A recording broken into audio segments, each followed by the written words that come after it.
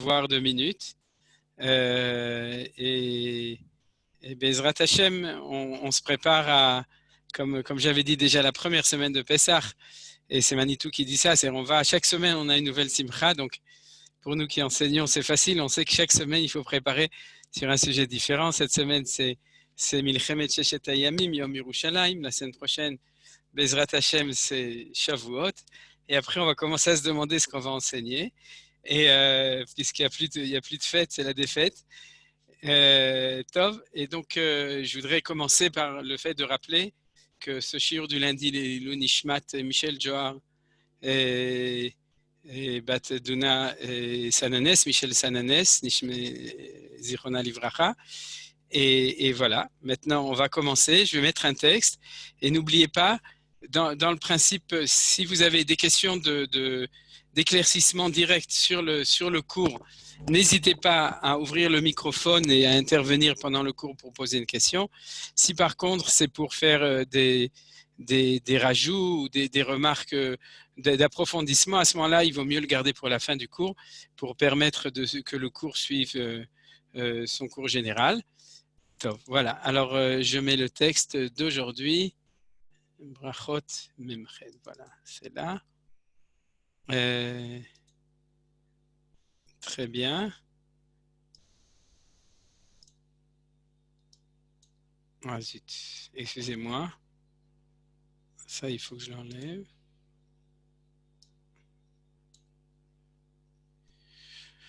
Voilà, et vous voyez le texte, Bezrat Hashem, tout le monde voit le texte? Que quelqu'un me fasse un signe, oui, très bien. Toda Rabba. Laurence, c'est Laurence qui a dit ou c'est Tania? J'ai pas vu. D'accord? Laurence. Laurence, ouais, c'est bien parce que vraiment à 3000 km, on peut étudier ensemble. Tov. Donc, le sujet qu'on va étudier aujourd'hui, en relation avec Yom Yerushalayim, comme vous voyez, le titre c'est Yom Yerushalayim, Shlavei HaGeula Lefi Ivnei Birkat Hamazon. C'est-à-dire qu'en fait, on va en profiter pour un petit peu étudier un texte de Gemara qui parle du Birkat Hamazon. Et à propos du texte, bien entendu, l'étude se vaut en soi-même. C'est-à-dire qu'on aurait pu l'étudier à un autre moment que l'Ikrat Yom Yerushalayim. Mais vu qu'il y a un lien très clair et très profond entre la structure du Birkat Hamazon et les événements de la guerre des 6 jours, donc la reconquête de Yerushalayim, etc. Donc, puisque c'est comme ça, alors j'en profite pour faire un limoud, c'est-à-dire d'étudier Bémet le texte de la Gemara qui parle du Birkat Hamazon, et à propos de ça aussi, tirer certains enseignements à propos de Yom Yerushalayim et de nos zmanim, chez Bazmanazé, Baimim Bazmanazé. Comme vous savez, on vous l'a annoncé aussi, je me fais de la publicité pour moi. Demain, Bezrat Hashem, je ferai un cours qui sera sur le Harabait Beyadenu, c'est-à-dire est-ce que la montagne du temple est entre nos mains, c'est comme ça qui a été dit au moment de la guerre des 6 jours, sur la valeur du Harabait dans une constellation totale générale des choses. Donc, qu'est-ce que c'est le Harabait? On étudiera ça demain, bien entendu. C'est complètement lié avec le fait que le Harabait, le mont du Temple, a été conquis pendant la guerre des 6 jours. Voilà, alors, regardez. Tout d'abord, ce qu'il faut établir de manière claire et de manière simple, c'est que la Géoula vient palier par palier, c'est-à-dire petit à petit. Il y a différents stades d'avancement du processus de la Géoula. Et bien entendu, tout ça, ça correspond au fait que de notre temps, on a eu 2 stades évidents. Il y a des sous-stades, il y a plein de sous-stades. Il y avait la déclaration Balfour, le 29 novembre 1947, où il y a eu le vote du partage à l'ONU. Il y a eu bien entendu la guerre de 1948 et l'indépendance, qui est le stade le plus important, on pourrait dire, au niveau de la Géoula, puisque c'est celui où le peuple juif a recouvert son indépendance et sa propriété sur la terre d'Eretz Israël.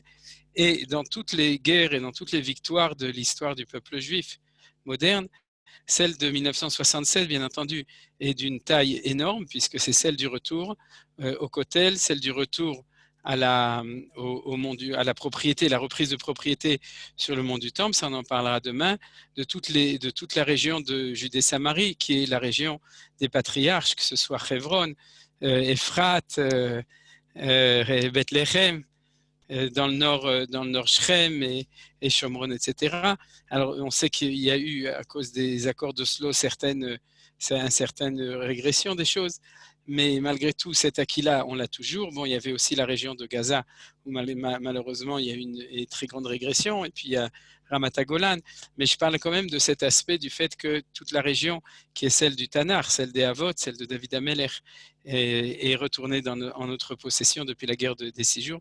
Donc c'est un événement absolument énorme. Besséder. Alors, qu'est-ce qui s'est passé? C'est moi qui ai mal appuyé, et donc, du coup, c'est parti, ça va revenir. Comment est-ce que ça se passe ici? Une seconde, excusez-moi.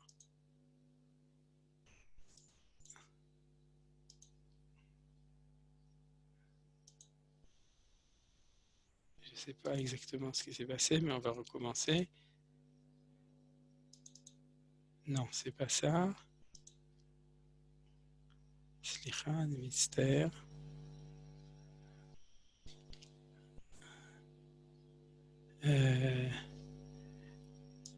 Tov. Excusez-moi, il y a eu une takala sur le texte. Je suis en train de le rouvrir, mais on peut continuer.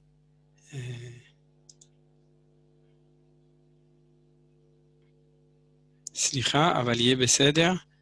C'est une toute petite manipulation. Voilà, on y est arrivé. Très bien, on est revenu au même endroit. Donc, on était en train de dire et d'expliquer qu'il y a des différents stades. Et bien entendu, on est aussi en expectation des stades qui vont venir dans le futur, puisque la Géoula n'est pas terminée. Et si on étudie des textes comme ça nous permet aussi d'entrevoir ou de prévoir ce qui nous attend, Bezrat Hashem, Kol Smachot dans la suite. Alors, ce que j'ai commencé, c'est par un enseignement très simple. Vous savez qu'on a, pour permettre de bien comprendre ça et de désamorcer certaines conceptions, on pourrait dire un petit peu puériles ou bien d'épinales de l'histoire du peuple juif et du retour à Sion.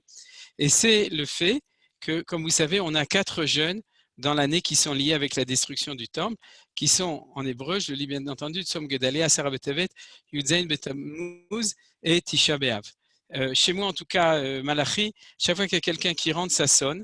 Alors, je ne sais pas si tu peux faire quelque chose pour que les gens y rentrent sans qu'on entende que ça sonne chaque fois. Sinon, tant pis, on se débrouillera comme ça. Okay, pas de problème, pas de problème. Ouais. Alors, pourquoi est-ce que c'est important cette équation des 4 jeûnes? Parce qu'en fin de compte, ce qu'on a toujours appris, c'est que l'équation était binaire. Il y avait le temple, il n'y avait pas le temple. C'est-à-dire que quand il y avait le temple, on était en situation de Géoula, et quand le temple a été détruit, à ce moment-là, c'était la destruction du temple, et donc l'exil et tout était fini. Mais en fait, quand on regarde, on se rend bien compte que si les sages ont institué, d'ailleurs c'est plus que les sages, puisque ça fait partie c'est un verset de Zecharia, du prophète Zacharie, et les 4 jeûnes, c'est-à-dire dès la destruction du premier temple et au moment de la destruction du deuxième temple aussi, c'était clair qu'il y avait 4 étapes différentes de la dégringolade. C'est-à-dire que c'est pas qu'on passe immédiatement, instantanément, d'une bonne situation, c'est-à-dire du peuple sur sa terre, avec le temple, avec la shrina, à une situation d'exil. Il y a des stades de dégringolade, et Kebol-o Karpolto, c'est-à-dire ou Kepolto Karbol-o, plus exactement, si c'est valable dans la descente, c'est aussi valable dans le retour. Alors, dans l'histoire, je ne sais pas si vous savez, mais Tzom Gedalia, c'était l'histoire de la fin d'une indépendance relative et de la dispersion des Juifs. Par contre, Asara Betevet, c'est relié avec Jérusalem. Yudzaïn Betamuz, puisque on n'entend plus rien. On n'entend pas? Merci de l'avoir dit. Est-ce que Malachi, Maata Omer? Je vous entends. Moi, je vous entends. Tu m'entends. Donc, maman, vérifie. Est-ce que les autres... On entend bien, on entend très bien. Ok, donc, ok, on entend bien ici. Ok, on vous entend très bien. Très bien. D'accord, Bessader. Alors, j'espère que tout le monde entendra bien. Bessader. Alors, on continue. Donc, Tzom Gedalia, c'est la perte d'indépendance et l'exil. Asara Betevet, c'est le début du siège sur Yerushalayim. Yudzaïn Betamuz, c'est la brèche donc, qui fait que les Romains sont entrés au moment du deuxième temple dans Jérusalem, et Tisha B'Av, c'est la destruction du temple. Et ce qu'on voit ici, je l'ai exprimé dans ce sens, c'est que notre processus de retour, il a suivi des étapes de tikkun, c'est-à-dire de restauration, qui sont aussi petit à petit, puisque on peut dire que le Yom HaAtzmaut correspond au tikkun, à la restauration de cette idée de Soum de Gedalia, puisqu'on a recouvert une indépendance et que le processus du retour des Juifs en Israël, du rassemblement des exilés, avait commencé avant, on continue après, mais en tout cas, puisque les portes d'Israël se sont ouvertes grâce à la loi du retour. Donc, depuis le 1948, normalement, ce qui a été perdu au moment de Tzum Gedalia, bon, Tzum Gedalia, c'était à l'époque du premier temple, mais à l'époque du deuxième temple, on a des événements équivalents. À ce moment-là, on peut dire que c'était restauré. La même chose, Asara Betevet et Yudzain Betamuz, ça fait partie non pas de la question du temple, mais ça fait partie de la question de Jérusalem. C'est-à-dire, Jérusalem en tant qu'entité politique, c'est le siège, et Jérusalem en tant que ville qui a été envahie, c'est le 17 Tammuz. Et depuis la guerre de 1967, c'est-à-dire depuis la guerre des 6 jours, il n'y a plus de Asara Betevet et il n'y a plus de Yudzain Betamuz. Alors vous voyez que ce qui nous reste en fait, et le jeûne le plus grave bien entendu, c'est celui de Tisha B'Av, c'est celui de la destruction des deux Bate Mikdash, de Beit Rishon, Beit Sheni, et ça on n'y est pas encore. Donc comme je disais tout à l'heure, c'est la troisième fête qu'on attend. C'est-à-dire qu'on a déjà le 5 Iyar, Iyar, on a le jour de Yom Ha'atzmaut, on a le 28 Iyar, le jour de Yom Yerushalayim, qui correspond d'ailleurs, c'est pas par hasard que la conscience nationale du peuple juif a vu ça comme Yom Yerushalayim et non pas Yom HaKotel, Yom HaRabait ou Yom Yehuda Veshomron ou Yom Hanes, je ne sais pas, mais parce qu'il a bien compris que le deuxième stade, c'est Jérusalem. Après la terre d'Israël et le retour des exilés, la deuxième adriga, c'est le retour à Yerushalayim. C'est ça qu'on a récupéré. Et ce qui nous manque, c'est le troisième stade, c'est celui d'une grande fête qu'on aura Bezrat Hashem Bekarov, qui est celle de la reconstruction du temple, quand il sera reconstruit, Bimera B'Yamen ou Amen. Voilà, J'ai donc, posé une question. oui, vas-y Eli. Si c'est uniquement la tribu de Yehuda, le retour, ou ça concerne les Bnei Israël, c'est-à-dire toutes les tribus? Ah, tu as raison, Voilà, tu as c'est raison. pas- C'est-à-dire, oui, normalement, ça concerne tout le monde. C'est une marloquette dans la Gemara de Sanhedrin. Est-ce que Aseret Shvetim Atidim Lachzor? Mais la halacha a été nifseket par beaucoup de l'Israël que toutes les tribus sont en train de revenir.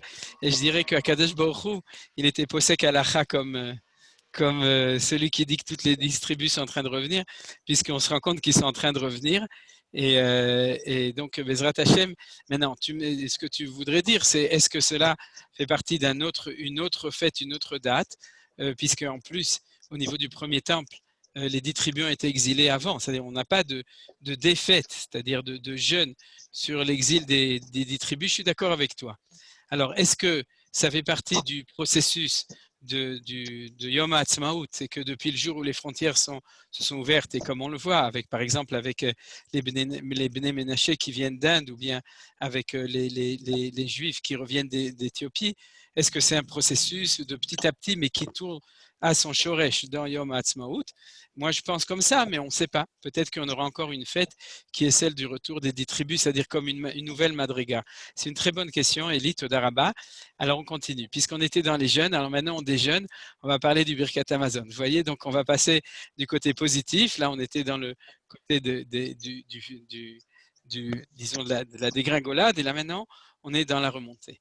Alors, ce qu'on va étudier, c'est un texte de la Gemara, donc de Brachot, page 48, folio B, et dans lequel la Gemara nous donne la logique, on pourrait dire, la structure du Birkat Amazon. Alors bien entendu, j'imagine qu'une partie de vous avait déjà étudié ce texte. Je suis sûr qu'il y a une autre partie qui l'a jamais étudié et qui sera content aujourd'hui de savoir qu'il y a un ordre logique dans le Birkat Amazon qu'on récite, qu'on dit, qu'on prie chaque fois qu'on mange, qu'on fait une souda en faisant motzi. Donc, c'est ce que la Gemara nous transmet dans ce 7e chapitre de Brachot qui parle justement du Birkat Amazon. Alors, la Gemara dit comme ça, regardez, j'ai sauté des passages de la Gemara, mais en gros, on va étudier uniquement ce texte de Gemara petit à petit. La Gemara, le premier enseignement, c'est celui de Rav Nachman, par Rabbi Nachman. C'est Rav Nachman, c'est un Rav de la Gemara qui nous dit comme ça. Moshe tiken l'Israël birkat hazan, Besha'a sheyarad lahem man. Alors je traduis, c'est-à-dire que c'est Moshe Rabbeinu qui a institué à Israël la première bracha du Birkat Hamazon qui s'appelle Azan, qui commence par Azan et Haolam Kulo et qui finit par Baruch Ata Hashem Azan et Akol. Besha'a sheyarad lahem man, au moment où la manne est tombée. Yehoshua, deuxième, j'ai arrangé la Gemara pour que ce soit didactique. Yehoshua, tiken lem birkat haaretz kevan shenichnesu laaretz. C'est-à-dire que Yehoshua bin Nun, Josué, a institué au peuple juif dans le Birkat Hamazon la deuxième bracha qui s'appelle Birkat haaretz parce qu'elle se termine avec la bracha Baruch Ata Hashem ala haaretz ve'al Hamazon, sur la terre et sur la nourriture. Kevan shenichnesu laaretz, au moment où les enfants d'Israël sont entrés dans le pays d'Israël. David ou Shlomo, tiknu boné Yerushalayim. La troisième bracha, c'est celle qui se termine par boné berachamav Yerushalayim, amen. Et on verra tout à l'heure pourquoi est-ce qu'on dit amen à la fin de cette bracha alors qu'on ne dit pas amen à la fin des deux premières brachot. Alors c'est David ou Shlomo qui ont institué cette troisième bracha de boné Yerushalayim. Maintenant, vous remarquerez comment commence chaque bracha, vous reprendrez votre sidour en fonction de la bracha d'avant. C'est-à-dire celle-là, elle commence par Rachem, en tout cas pour les Ashkenazim, Rachem Hashem Elokeinu. La deuxième bracha, c'est Nodelecha, Ashinchalta Lavotenu Eretz Chemda Tova Uchava. Et la troisième, c'est Rachem, qui se termine par, ça on reconnaît le Tofes, la forme de la bracha, par Boné Yerushalayim. Alors la Gemara dit que ici c'était David et Shlomo qui l'ont institué. David tiken al Israël amecha, ve'al Yerushalayim irecha, c'est-à-dire que David a institué dans le texte du Birkat Hamazon al Israël amecha, ve'al Yerushalayim irecha. Il a institué deux choses. La première, c'est de remercier Dieu, parce que ce que j'ai peut-être pas dit au début, c'est que tous les commentaires sont d'accord pour dire que lorsqu'on fait le Birkat Hamazon, qui est marqué dans la Torah, vous savez que la seule bracha qui est marquée clairement dans la Torah, c'est Birkat Hamazon. C'est la seule bracha, le Birkat Hamazon, qui est donc une bracha ou une mitzvah minatora. C'est-à-dire Dieu ne nous a pas imposé ou ne nous a pas obligé de prier tout ce qu'on prie dans la journée, c'est des institutions de Chachamim. Par contre, Akadosh Baruch Hu nous a demandé, après avoir mangé, Vachalta Pesavata, c'est une fois que tu as mangé et que tu es rassasié, de remercier Akadosh Baruch Hu pour ses bienfaits. Alors on voit très bien que tout ça, c'est le remerciement pour Akadosh Baruch Hu de tous ses bienfaits. Et donc, le premier que David a institué, c'est Israël Amecha et Yerushalayim, c'est Israël ton peuple et Yerushalayim, ou Shlomo Tiken, Alabait Agadol Ve'akadosh. D'accord, là il y a une erreur, on va là tout de suite la corriger. Voilà, c'est-à-dire, et Shlomo, lui, a institué Alabait Agadol Ve'akadosh, c'est-à-dire dans la même bracha, on remercie Akadosh Baruch Hu pour le peuple, pour Jérusalem et pour la grande maison, c'est-à-dire le Beth Amikdash. Alors il nous reste encore une bracha. Après ça, il y a plein de harachaman, vous savez, mais la harachaman, c'est un minag, c'est la raison pour laquelle chaque communauté, c'est-à-dire Ashkenazim, Sfaradim, Yéménites, les harachaman sont complètement différents. J'imagine que vous êtes sûrement demandé une fois pourquoi.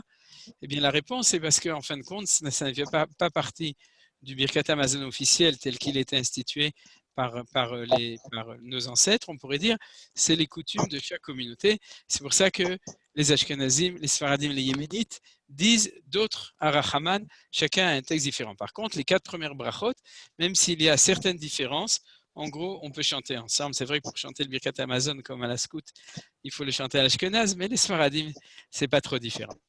Alors donc, il y a une 4e bracha qui s'appelle Atov Ve'ametiv, qui commence justement après Baruch Ata Hashem Elokeinu melech haolam ha'el avinu malkeinu ou etiv ou metiv ou yetiv lanu. C'est-à-dire que la phrase centrale c'est Atov Ve'ametiv, qui veut dire celui qui est bon et qui bonifie. Metiv, c'est celui qui fait du bien à l'autre. Tov, c'est celui qui est bon en lui-même. Yavne Tiknoa a été institué à Yavne, c'est-à-dire après la destruction du temple, au moment où le Sanhedrin se trouvait à Yavne, à l'époque de Rabbi Yochanan ben Zakkai ou bien de Rabban Gamliel de Yavne, Keneged Haruke, en fait c'est à l'époque déjà de Rabban Gamliel, Keneged Haruge Beitar, c'était à cause ou grâce ou par rapport au Haruge Beitar, aux soldats de Beitar qui ont été tués. On revient là à un thème dont on a parlé longuement, pas seulement moi, mais la semaine dernière, à propos de l'Akba Omer. Donc, tous les soldats ou tous les juifs qui sont morts au moment de la révolte de Bar Kokhba. De'amar Rav Matna, car Rav Matna dit Oto hayom shenitnu aruge beitar likvura tiknu beyavne atov ametiv.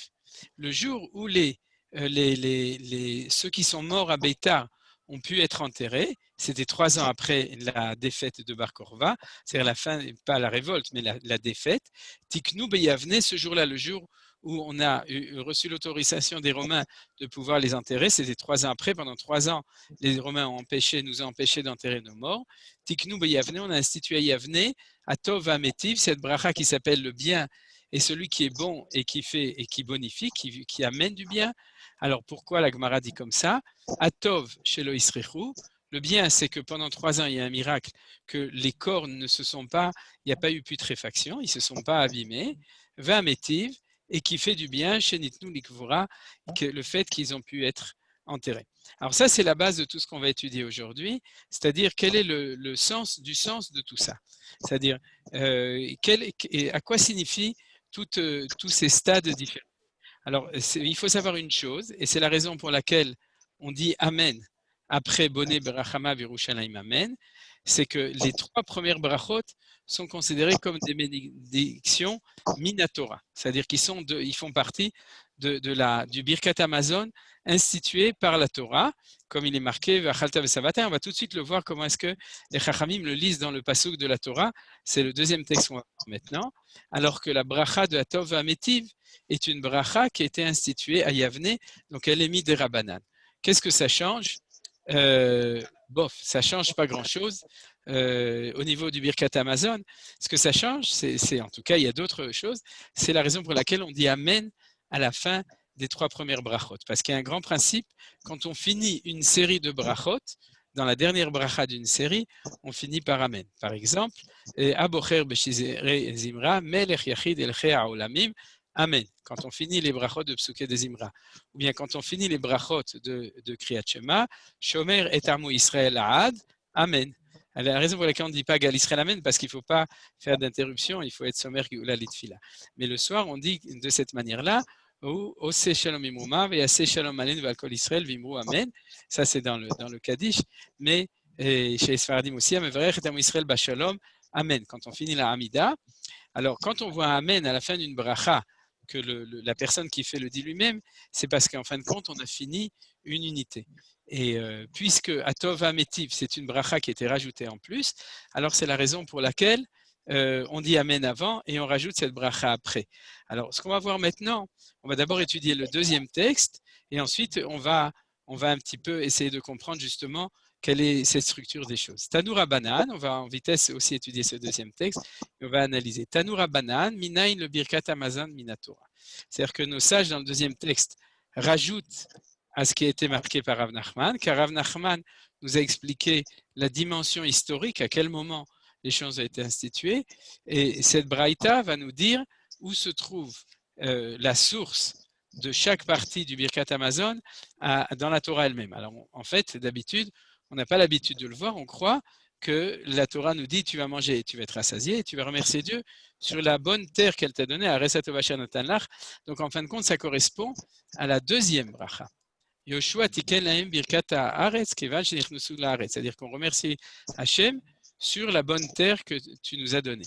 Mais on va voir que les Chachamim ne pensent pas comme ça. Ils disent comme ça, ils disent Minayin le birkat Hamazon min Torah sheneemar, parce qu'il y a marqué V'achalta, je fais en bleu, hein, s'il y a des questions de nouveau, j'avance.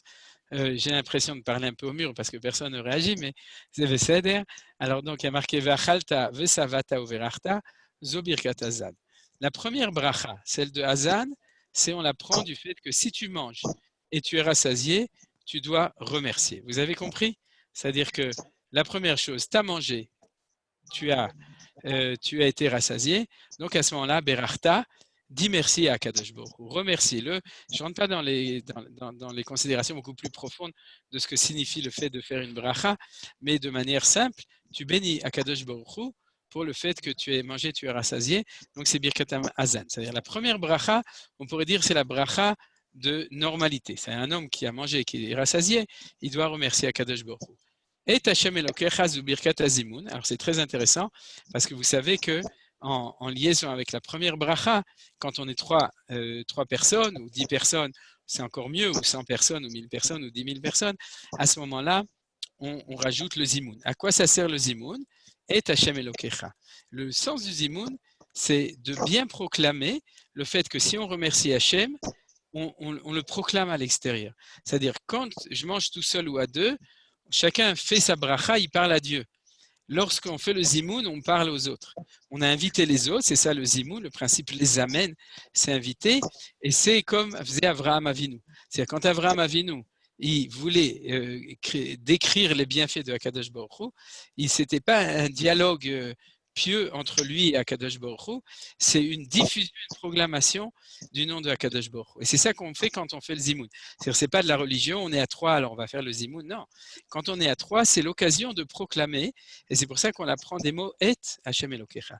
C'est-à-dire que tout d'un coup, Hashem Elokecha apparaît, puisqu'il est, comme dans un minyan où on est 10, où on prie en public, dans un zimoun, quand on est à 3, alors on peut exprimer le fait que Akadosh Baruch Hu est là au moment où il nous a donné cette bracha de profusion, de pouvoir manger et d'être rassasié.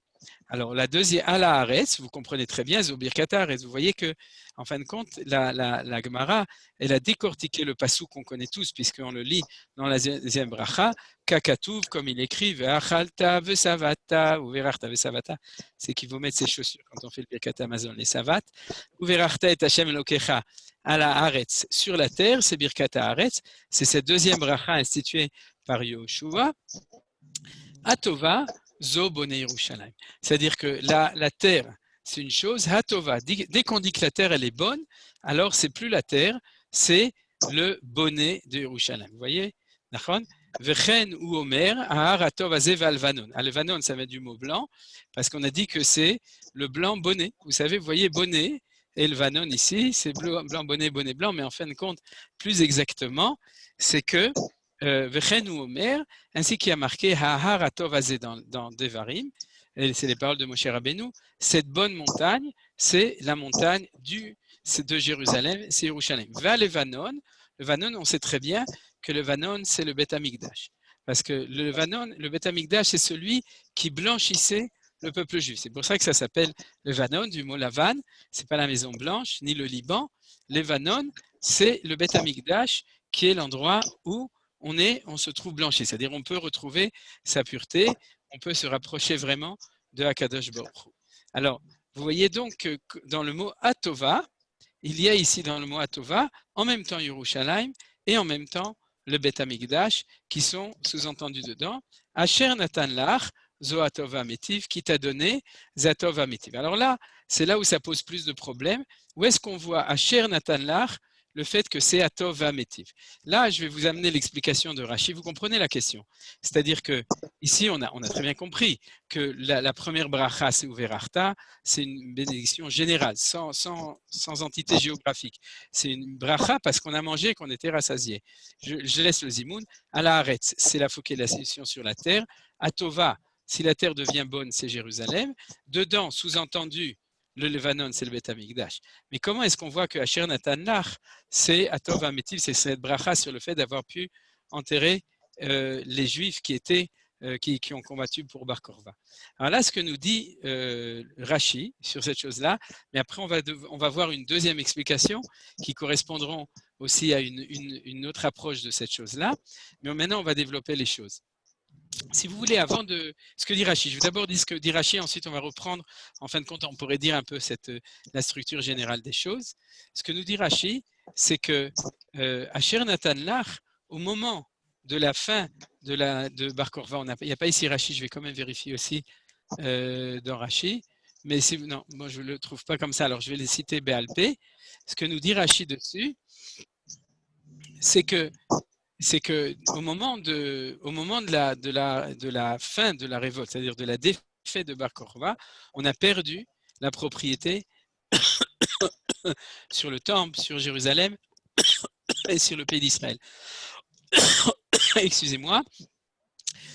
Cette idée-là, on l'a déjà vu la semaine dernière dans les paroles de Manitou, le fait que en fin de compte, la défaite de Bar Korva, c'était vraiment la fin de toute la destruction du deuxième temple et le début de cette grande exil de 1900 ans dans l'exil de Rome et de Ishmaël, duquel on est justement en train de sortir, puisque c'est de ça qu'on parle aujourd'hui.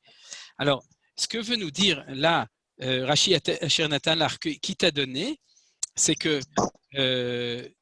à Tov Ametiv, c'est que dans le fait d'avoir pu enterrer et qu'il n'y a pas eu putréfaction et qu'on a pu les enterrer, c'est nous dire que bien qu'à ce moment-là, c'était le contraire de Asher Natan Lach, vous comprenez?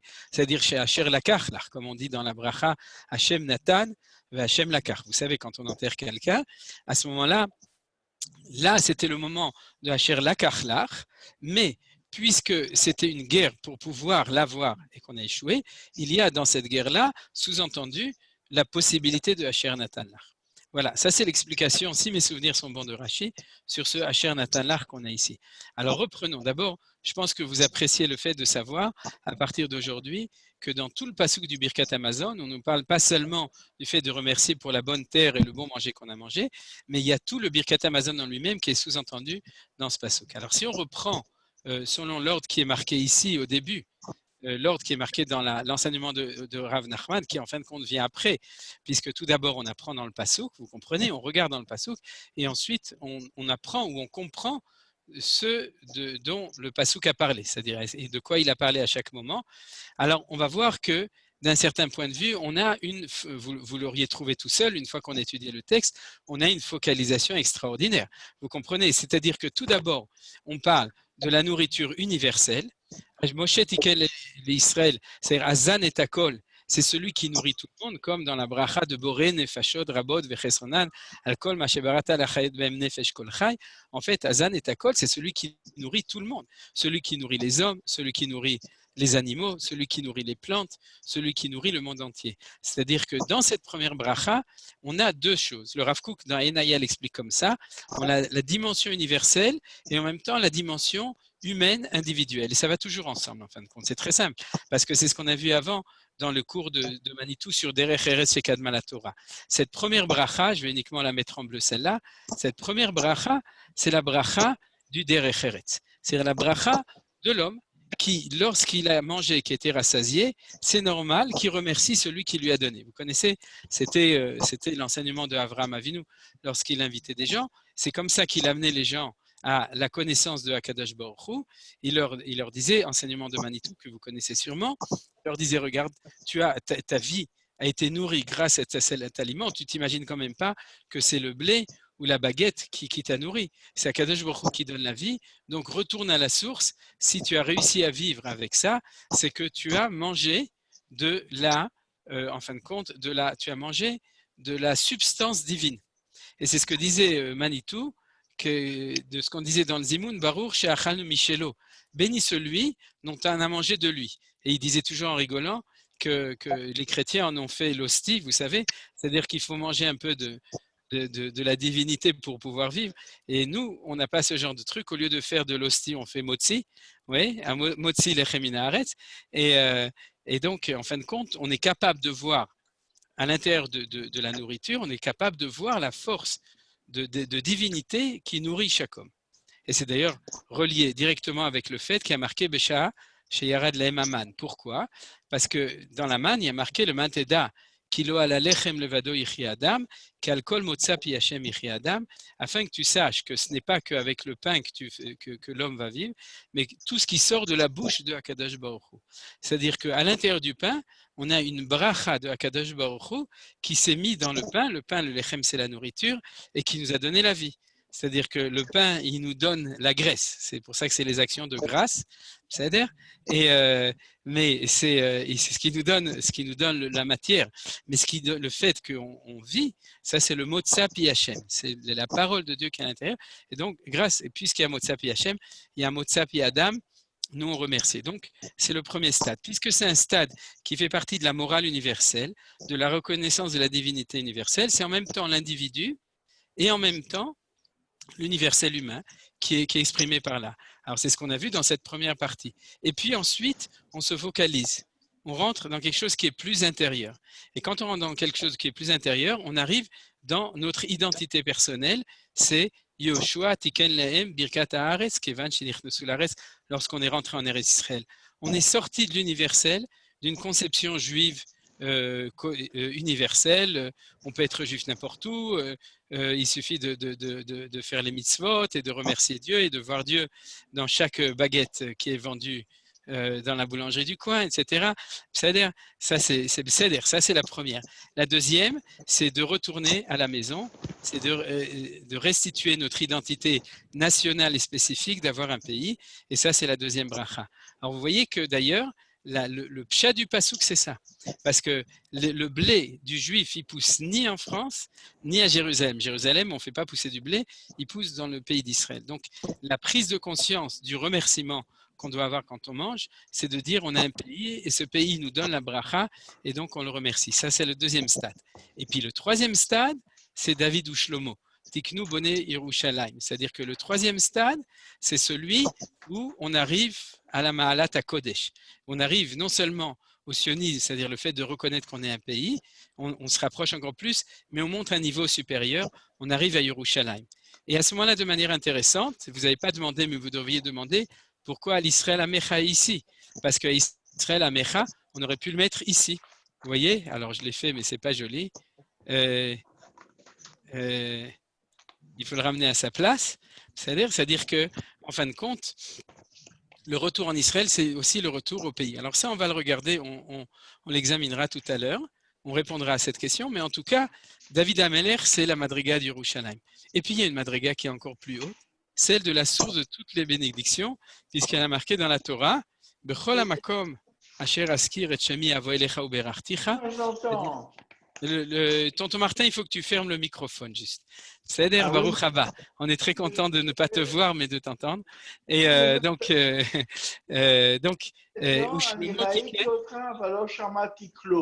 אז עכשיו אתה שומע? עכשיו אני שומע. ברוך השם. אז אתה צריך רק לסגור את המיקרופון כדי שיהיה לך יותר נוח. אז בסדר, אז יותר טוב. ככה, ואנחנו יש לך, כי אנחנו שומעים. אני רואה ושומע, ברוך השם. יופי, בסדר. Alors, on continue. Ou Shlomo, donc Shlomo Tiken el Habeit HaGadol VaKadosh, et du coup, on comprend très bien qu'il y a deux choses qui vont ensemble. Ces deux choses qui vont ensemble, c'est Yerushalayim et le Bet HaMikdash. C'est absolument indissociable, puisqu'ils sont dans la même bracha, mais c'est quand même un niveau supérieur, puisque c'est David, et ensuite c'est Shlomo, qui est le niveau du Bet HaMikdash. Alors, si vous voulez, on a vu donc dans notre Birkat Hamazon, c'est un Birkat Hamazon qui n'est pas construit de manière fortuite, qui est construit de manière extrêmement précise. Tout d'abord, Tié Ben Adam, soit un homme, je vais traduire ça à la Manitou, ensuite soit un hébreu, revient en Eretz Israël, et ensuite redevient Israël vraiment, retourne à Jérusalem, retourne au Beth Amikdash, et c'est les trois brachot qui se suivent l'un et l'autre. Maintenant, j'imagine que vous avez compris, on pourrait s'arrêter là même théoriquement, vous avez compris pourquoi on étudiait ça aujourd'hui. Parce que pendant 2000 ans, en fait, on faisait qu'une seule bracha, on faisait cette bracha-là, c'est-à-dire on était dans l'espérance des autres brachot. Mais on ne pouvait pas remercier Dieu sur le reste, on remerciait Akadosh Baruch Hu en tant qu'individu dans une conception universelle de la nourriture, et c'est d'ailleurs comme ça que les rabbins en général, communautaires ou de manière générale quand ils sont dans d'autres pays qu'Israël, parlent de tout ça, c'est-à-dire qu'ils sont dans cette vision des choses qui n'est pas fausse, c'est la base de tout, c'est la base de la morale universelle de la conception, et pendant 2000 ans c'est là où on était, c'est Moshe Tiken Lahem Birkat Hazan B'Shah She'yarad Lahem Et Haman. D'ailleurs le Rav Kook dans son commentaire explique de manière très claire que cette période de la manne, cette période des 40 ans dans le désert, c'est une période de formation de cette madriga-là, c'est-à-dire de ce niveau-là, qui est celui, en fin de compte, de la formation de chacun, et surtout, et c'est ça qu'il faut rajouter dans son enseignement, c'est très beau de reconnaître qu'il y a une profusion, que Dieu nourrit tout le monde et chacun, etc. Mais il faut quand même être capable de le voir à Kadosh Baruch Hu. Et pour le voir, on a eu un enseignement de 40 ans de la manne. C'est de la manne qui tombait du ciel, à Motzi Lechem Mina Shamaim, c'est-à-dire de pouvoir apprendre à voir comment est-ce que tout ce qu'on reçoit, ce n'est pas la terre qui te le donne, mais si la terre te le donne, derrière la terre, il y a aussi Akadosh Baruch Hu. Et ensuite, on peut dire, depuis 1948, on a récupéré le deuxième niveau de la bracha. Depuis 1948, on est arrivé au niveau où on remercie Akadosh Baruch Hu non seulement sur le fait qu'il nourrit tout le monde, Hazan et Takol, mais sur le fait qu'il nourrit le peuple juif des brachot de Eretz Israël. Et ensuite, depuis 1967, depuis la guerre des 6 jours, on a récupéré le troisième niveau, Baruch Hashem, pas complètement. Le troisième niveau, au niveau de David Amelech. Vous comprenez? C'est-à-dire qu'on l'a récupéré au niveau, de David Tiken, Al Israël Amecha, Ve'al Yerushalayim Irecha. C'est-à-dire que c'est vrai qu'on avait la partie ouest de Jérusalem, mais ce n'est pas la même chose. La vieille ville, et on l'avait étudié dans d'autres occasions, le Gaon de Vilna, Al-Pi Asod, selon le Sod, explique que le côté ouest, c'est le côté de Mashiach ben Yosef, et le côté est, c'est-à-dire à partir de Shar Yafo, tout ce qui est du côté est, c'est le côté de Mashiach ben David. Et donc, c'est pour ça que quand on est rentré dans la vieille ville, on a annulé le 10 Tevet, on a annulé le 17 Tammuz, et on est retourné à la ville de David, et on est retourné Al Yerushalayim Irecha Ve'al Israël Amecha. Alors je vais tout de suite expliquer aussi pourquoi Ve'al Israël Amecha. Et en fin de compte, comme on a vu avant, on est en attente du dernier stade qui va, Bezrat Hashem, arriver bientôt, où on pourra, dans le Birkat Amazon, dire que Minatora, on remercie aussi Akadosh Baruch Hu sur le Baït Agadol Vakadosh. Alors c'est vraiment l'essentiel du cours. Vous voyez que ce n'est pas un cours très compliqué. Je vais rajouter certains éléments importants. Mais vous voyez que chaque jour, quand on fait le Birkat Amazon, on exprime le programme qui est prévu du remerciement de Akadosh Baruch Hu sur son projet. Et de même qu'on l'a vu à propos du jeûne, on le voit à propos du déjeune, du petit déjeuner, du dîner, du souper. C'est-à-dire qu'on se rend compte combien, quand on fait le Birkat Amazon, on remercie, et on est en attente de remercier complètement Akadosh Baruch Hu pour tout ce qui est prévu dans la source de bracha pour le monde entier qui suit ces quatre stades différents. Alors là-dessus, je voudrais donner donc ces deux remarques. Pourquoi est-ce qu'on nous dit aussi Al Israël Amecha? On aurait pu s'attendre, comme j'ai dit, que Israël Amecha, ça faisait partie de en haut. Alors ça, c'est un point qui est extrêmement important. Le Rav Kook aussi en parle dans Enaya. C'est que c'est par Yerushalayim que Israël, en tant que nation unie, retrouve son identité. Et ça, c'est un point qu'on a vu historiquement. C'est-à-dire qu'en 1948, le peuple juif a retrouvé son indépendance, mais n'a pas retrouvé son unité. C'est-à-dire que le jour où le peuple d'Israël a pris conscience qu'il était un peuple un, c'était au moment où il a entendu le shofar de Rav Goren au Kotel Ma'aravi. Tout le monde le sait, c'est à ce moment-là où on était ravis, le Kotel Ma'aravi, et qu'on a senti que le cœur du peuple juif vibrait et que le peuple juif était un seul Amechad. C'est-à-dire, et ça, c'est le chidouche qui a marqué ici, parce que ce n'est pas le pshat. Le pshat, comme je vous ai dit, c'est qu'on aurait dû dire Yoshua, puisque Yoshua était le Ramatkal. Quand on est rentré en Israël, il aurait institué sur la terre et sur le Ham Israël. Mais en fin de compte, c'est vrai au niveau politique, mais ce n'est pas au niveau spirituel. Au niveau spirituel, ce qui fait l'unité du peuple juif, ce qui fait la cohésion du peuple juif, ce qui donne le sentiment d'appartenance de chaque juif à notre Ham Israël, au peuple juif. Et d'ailleurs, maintenant que je me demande même si Reb Shlomo Karlebach, quand il a chanté Am Israël Chai, c'était pas plus ou moins au même moment. C'est le moment du retour à Yerushalayim. C'est le moment de Yom Yerushalayim. Alors vous voyez que tout ça, c'est marqué clairement. David Amelech, Israël Amecha et Yerushalayim Irecha. Et bien entendu, on est en attente. Alors si vous voulez, je vais donner donc la question à quoi correspond le Hatov ve'Ametiv. Et pour ça, je vais donner l'explication du Rav Kook là-dessus. Tout d'abord, l'explication simple de Rashi. L'explication simple de Rashi, ensuite l'explication du Rav Kook, on va donner les deux explications. Tout d'abord, l'explication simple, c'est quoi? C'est que tout ça, c'est beau, mais tant que et ça on l'a étudié aussi la semaine dernière, donc on reprend des thèmes qui ont été à propos des deux pieds, vous vous souvenez, la semaine dernière on a parlé de Hod et de Netzar de Hod des deux pieds, que toutes les grandes idées, de tous les grands projets, il manque toujours d'un moteur. C'est le moteur de la capacité d'être réalisé, vous comprenez? C'est comme si tu peux parler de la nourriture, oui, mais si tu n'as pas un tracteur et si tu n'as pas un Machane Yehuda et si tu n'as pas un frigo et une cuisinière, ça ne sert à rien de parler de la beauté de la nourriture, tu n'as pas comment la manger. C'est-à-dire, et la terre, si tu n'as pas une manière de la conquérir avec Tzal et de l'installer, à ce moment-là avec la Yashvut, ce n'est pas la peine. Et Yerushalayim et le peuple juif et le Beth Amikdash, c'est la même chose. C'est-à-dire, il y a un moteur qui est ça. Et ça, c'est ce qui a marqué ici Asher Natan Lach. Vous comprenez? C'est-à-dire que ce n'est pas présenté de manière négative dans le sens Asher Lakach Lach. Ça a été établi au moment où on s'est rendu compte qu'on l'avait plus, comme souvent, quand on n'a plus quelque chose, on prend conscience qu'on pourrait l'avoir. Mais l'idée de cette bracha-là, c'est l'idée que tout ça, il faut que ça descende dans les pieds, que ça descende dans la réalité, quand on l'a vu, comme on l'a vu la semaine dernière. Alors, Dafka, au moment où on ne l'avait plus, il a fallu faire une bracha. C'est-à-dire à Yavne, quand la révolte de Bar Korva a échoué, à ce moment-là, on n'avait pas cette évidence, on n'avait pas cette clé de comment ça marche, comme aujourd'hui. Un Israélien, un bon de Sabbat, tu lui dis, mais comment on fait? Ben on fait. C'est-à-dire mal à Asot, la Asot, vous comprenez? Et ça, c'est ce qu'on appelle le Olam HaAsiya, c'est-à-dire la capacité de réaliser les projets. Alors, si vous voulez, on peut dire 4 brachot, 1, 2, 3, la troisième avec 2 projets Yerushalayim, ou 3 projets Yerushalayim, le peuple juif en tant que cohésion, et le Beth Amikdash qui vont ensemble, mais ensuite il faut les faire atterrir sur terre, et cette prise de conscience, c'est le Hatov Vametiv, c'est celui-là.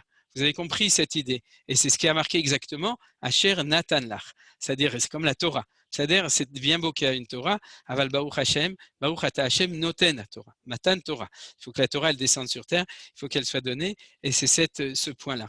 Je vais faire référence là-dessus à la Kabbalah, parce que selon le Pshat, et selon par exemple le Rav Kook dans Enaya, et c'est toujours comme ça que moi j'ai compris les choses, c'est qu'on a une aliyah dans les brachot. Vous êtes d'accord avec moi?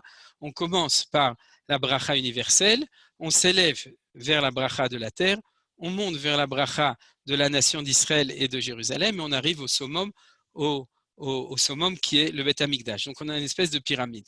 Mais il avait été, un de mes maîtres, le Rav Dror Giladi Shlita, qui est un grand Mekubal à Efrat, avec qui j'ai l'occasion d'étudier, m'avait une fois expliqué que dans les Kavanot, on lit le Birkat Hamazon dans l'autre sens.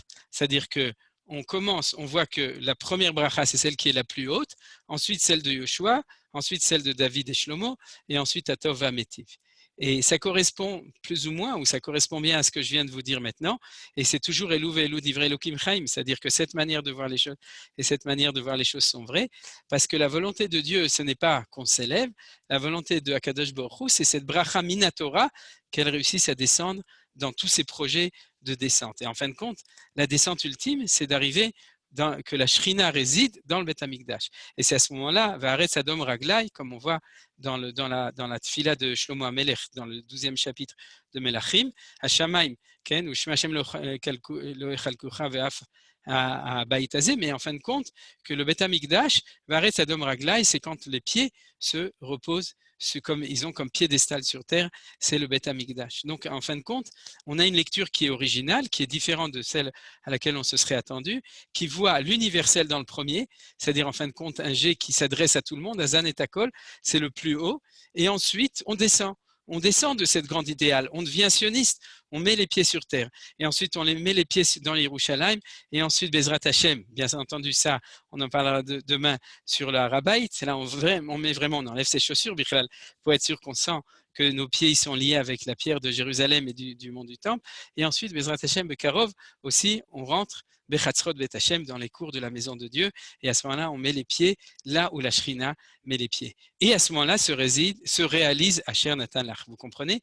Parce que le Asher Natan Lach, c'est cette clé qui permet que tous ces grands idéaux descendent sur terre, et c'est pour ça que c'est cet ordre des choses, que le Asher Natan Lach, Al-Pisod, c'est le Olam HaAsiya, c'est-à-dire que dans le Sod, le premier c'est Atzilut, le deuxième c'est Bria, le troisième c'est Yetzira, et le quatrième c'est Asiya. Et Atzilut, Bria, Yetzira, Asiya. Le quatrième Asiya, c'est toujours la même chose. Asiya, c'est être capable de réaliser les choses, de les faire descendre sur terre. Donc vous comprenez qu'au moment de la défaite de Bar Korva, on a compris qu'on avait perdu toutes les clés. On était en exil, rien n'était réalisable véritablement. Et quand on revient en Eretz Israël et que tout redescend dans l'Olam HaAsiya, à ce moment-là, on a aussi cette quatrième bracha.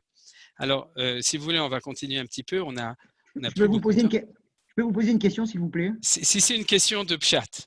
Sinon, dans 5 minutes, tout simplement. Non, c'est ma marche du Pshat.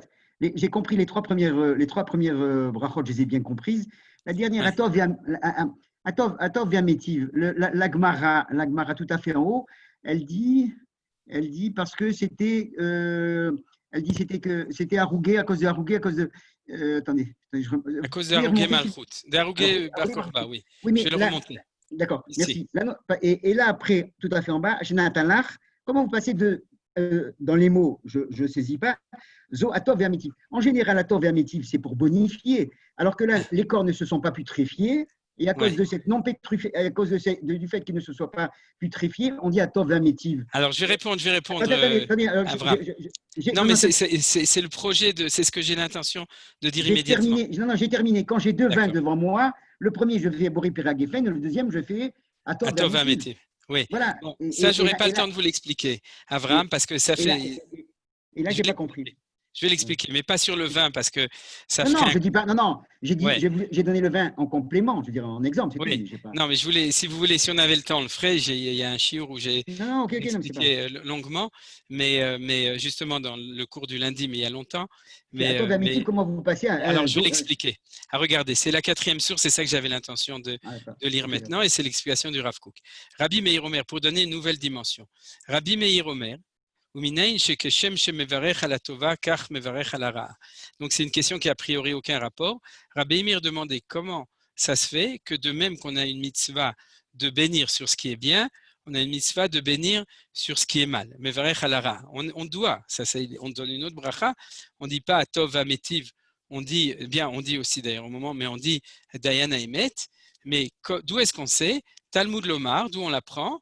Asher Natan Lecha Hashem Elokecha. C'est un autre pasouk, mais qui reprend les 3 mots Asher Natan Lecha. C'est-à-dire que ce que Dieu il t'a donné, Hashem Elokecha, tu dois le bénir. Et en fait, ça fait référence au pasouk qu'on a vu ici, Asher Natan Lach.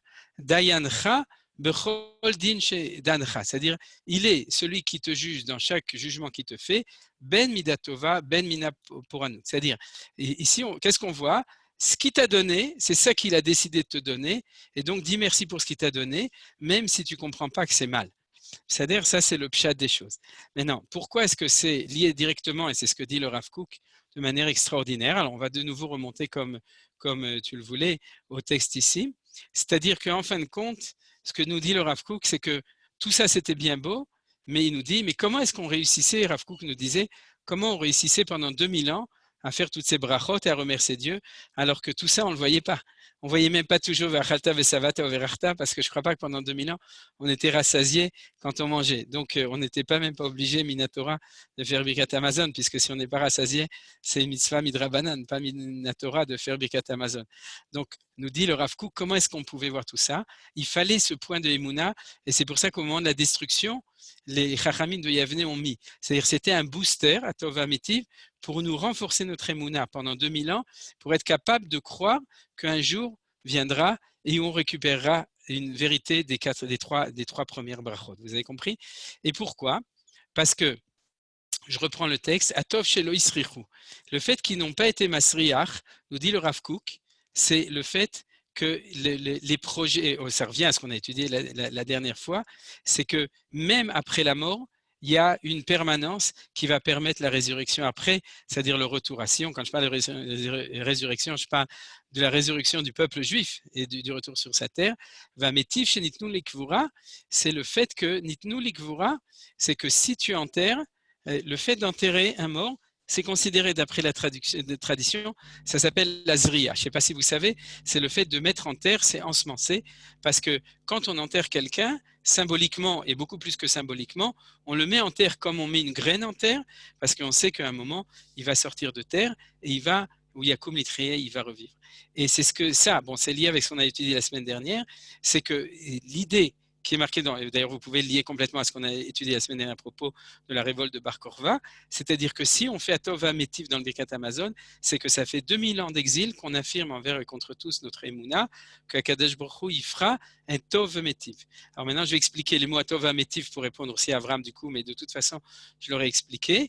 C'est-à-dire que Atov, pourquoi cette bracha s'appelle Atova Métiv, vous voyez, et parce que c'est les mots centrales, ou Métiv, ou Étiv, ou Étiv, ou Métiv, ou Yetiv Lano, il y a théoriquement dans le texte d'origine, cette bracha était très courte, c'était Baruch Ata Hashem Elohim Cholam, Atov Ametiv. Comme quand on boit un deuxième vin, ou bien quand on achète quelque chose, etc., Beshutafut, ça Abraham le connaît. Alors, et puis après, avec le temps, les Chachamim ont rajouté, et c'est devenu cette grosse bracha, cette grande bracha, où Etiv ou Metiv Lanu, Gemlan ou Gomlen ou Igmelen ou Laad, Lechen ou Chesed, etc. Mais le thème central, c'est Tov Metiv. C'est quoi Tov Metiv? C'est que dans la dynamique du monde, il y a un processus de bonification. Vous comprenez? C'est-à-dire que le tov, c'est le bien en lui-même. Va métiv, c'est un verbe qui dit que non seulement les choses sont bien, mais ils vont être encore mieux.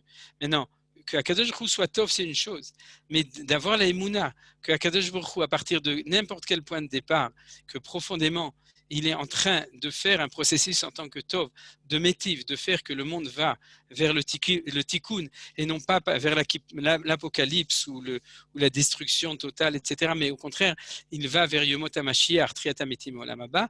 Ça, c'est le principe Batov HaMetiv. En un mot, parce qu'Avram, vous avez demandé la question, c'est pourquoi on le fait sur le vin. Une des raisons, c'est parce que le vin est un des rares aliments qui, quand il vieillit, devient de mieux en mieux. Il se bonifie avec le temps. C'est pour ça que sur un deuxième vin, on fait Atov Ametiv. C'est-à-dire, ce n'est pas une bracha en vin, vous pouvez la faire. Donc, pour terminer cet enseignement, on va prendre l'enseignement d'ici qui est marqué, deux enseignements, Kol et Tanya Rabbi Eliezer Omer, ou Malchut Bet David Bebene Yerushalayim, Kol Shelo Amar. C'est-à-dire tout celui qui n'a pas dit Eretz Chemna Tov Ol Chava B'Birkat Haaretz, qui n'a pas dit une bonne terre sur un Birkat Haaretz, ou Malchut Bet David Bebone Yerushalayim, et qui n'a pas mentionné la Malchut de Bet David dans Bon Yerushalayim, Lo Yatsa Yedei Chovato. Vous avez compris? C'est-à-dire que quand dans le Birkat Amazon, on parle et de Yerushalayim, du Bet Hamikdash, du peuple juif, et de Malchut Bet David, de la royauté de Bet David.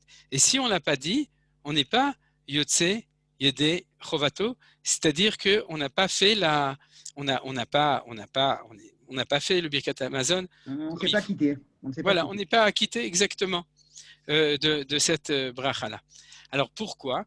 Et vu que le temps est arrivé, je suis obligé de m'arrêter là, bien qu'il y a encore, vous voyez qu'il y a encore des choses qu'on aurait pu étudier à propos de ça. Je vais reprendre le texte de la Torah. Atova Zobon Yerushalayim. Vous voyez?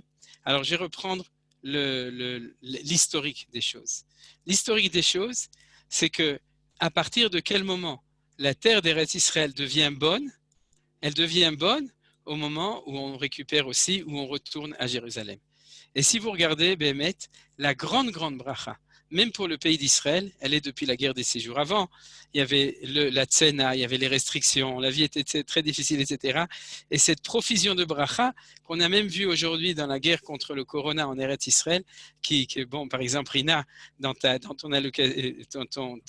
ton exposé extraordinaire qui a montré cette bracha extraordinaire du génie d'Israël, dans lequel se trouve la bracha de Akadosh Baruch Hu, tout ça, pour les gens qui ont des yeux pour le voir, savent que ça a commencé au moment de la guerre des 6 jours, au moment du retour à Jérusalem. Et cette chose-là, c'est qu'en fin de compte, la Tova, à l'Aretz Atova, c'est-à-dire la Ofaat Atov, l'apparition du bien, de la grande bracha, c'est-à-dire Atova Metiv, vous voyez, du bien de cette grande bracha, elle a apparu depuis la guerre des 6 jours. Et c'est ce qu'on dit à Aratov Azev Alvanon. Et je vais terminer avec le fait aussi que la semaine dernière, quelqu'un m'avait posé la question et je vous donne la réponse, les sources de la réponse aujourd'hui. Ce que j'ai dit, c'est qu'en fin de compte, dans ce Yom Yerushalayim, on a 4 choses. On a le retour à Yerushalayim extraordinaire. On a l'unification du peuple juif. Comme vous savez, ce passouk, Omdot ayu raglenu b'sharaich Yerushalayim. Nos pieds étaient debout au port de Jérusalem. Les pieds debout, c'est Asher Natan Lach, c'est que les pieds reviennent. B'sharaich Yerushalayim, Yerushalayim a benouya, Yerushalayim quand elle est reconstruite, Ke'ir shechubra la yachdav, comme une ville qui est réunifiée, la droite et la gauche, l'est et l'ouest, mais chez Osa, Kol Israël Chaverim, nous dit la Gemara, qui fait que tous les juifs, ils sont Chaverim. Chaverim, ça ne veut pas dire membre du parti, ça veut dire Mechubarim, comme une machberet, un cahier, ça veut dire qui fait que tous les juifs sont Mechubarim ensemble. C'est-à-dire que c'est en 1967 qu'on a vu la Chaverut, le Chibour, entre tous les peuples, le peuple d'Israël dans le retour à Yerushalayim. Et cette chose-là, c'est le Tov. C'est-à-dire, depuis ce moment-là, on est en train de voir de manière flagrante que le Tov de Akadosh Baruch Hu. Et cette chose-là, c'est la préfiguration du retour au Beth Amikdash. Parce qu'il n'y a pas une 5e bracha ou une 4e bracha sur le Beth Amikdash. David et Shlomo sont dans la même bracha. Ça veut dire que depuis qu'on est, c'est ça qu'on étudiera demain, c'est qu'on n'est pas seulement revenu au Kotel, on est revenu sur le mont du Temple. C'est-à-dire qu'on a déjà commencé le processus du retour vers le Beth Amikdash, donc de cette bracha en entier de David et Shlomo. Et la dernière chose que je voulais dire à propos de ça, c'est celui qui ne rappelle pas la Malchut de Beth David, à ce moment-là, parce qu'Al Pi Asod, on dit que dans la bracha de Haaretz, il faut mentionner Ve'al beritecha shechatam data vivsarenu. Vous savez, c'est-à-dire Brit Vetorah, celui, c'est marqué en bas, celui qui n'a pas dit Brit dans cette bracha. Brit, c'est la sphira de Yosod, c'est celle de Mashiach ben Yosef. C'est-à-dire cette bracha, ça c'est la bracha de l'exil. La première, de tout le temps, y compris l'exil. Cette bracha, c'est Mashiach ben Yosef. C'est pour ça qu'on doit dire, on doit rappeler la Torah et la Brit Mila, parce que c'est Sfirat HaYosod, c'est celle de Yosef HaTzadik, Tzadik Yosod Olam, et ici c'est Sfirat HaMalchut, c'est-à-dire c'est celle de Malchut Bet David, et comme disait Manitou, et c'est par ça que je veux terminer, comme je vous l'ai dit, quand on a demandé à Manitou, puisqu'on savait depuis 48 que le Mashiach ben Yosef était en train de travailler, et qu'il travaillait dur, et qu'on lui donnait un coup de main, mais on lui a demandé depuis quand ça a commencé le processus, en plus de Mashiach ben David, il a dit depuis la guerre des 6 jours. Alors, où c'est marqué? C'est marqué dans cette Gemara. Puisque c'est marqué dans cette Gemara que quand on revient à Yerushalayim, on revient à l'unité du peuple juif et qu'on est obligé aussi de parler de Malchut ben David. C'est-à-dire à ce moment-là, quand on est rentré dans Yerushalayim, on est revenu aussi à Malchut ben David. Et regardez, c'est comme ça que dit la Gemara à la fin. Afilu patach berachem Israël chotem bebonei Yerushalayim mishum sheneimar. Alors ça, c'est un détail de Halacha qui est marqué avant. Bonei Yerushalayim Hashem nitre Israël yechanes. Lorsque Hashem reconstruit Jérusalem et il rassemble les nitre Israël, les exilés d'Israël. Et Matai Bonei Yerushalayim Hashem. Quand est-ce que Yerushalayim reconstruit Yerushalayim? Bisman nitre Israël yechanes. Au moment où les exilés d'Israël yechanes ne reviennent pas en Israël, mais sont rassemblés. Les Kanes, ça veut dire tous les mettre ensemble, ce qu'on a vu sur Kol Israël Chaverim, qui est Ir Shechubra La Yardav. Toda Rabba, j'ai terminé le shiur. Si vous avez des questions, vous êtes vraiment invités. Je ferme le stop share, comme ça on peut tous se voir. On a quelques minutes jusqu'à Mincha. Donc, si quelqu'un veut poser une question, vous êtes invité à poser des questions ou des remarques. Ayayofi Metsuyan. Toda Rabba, Baruch Tiyeh. C'était clair comme de l'eau de roche. Toda Rabba, Bouchati Tania. J'avais Rabba Kalman. Ida. Ken. Alors, Avram. Oui. Représentant du 19e dans le shiur, Vakasha. Vous voulez me faire habiter le 19e? Mes enfants allaient dans le 19e, Lucien Dur. Bon, c'est pas grave. Je croyais. Non, je voulais dire simplement, cette manière de lecture de la Gemara, vous imaginez que j'ai dû faire à peu près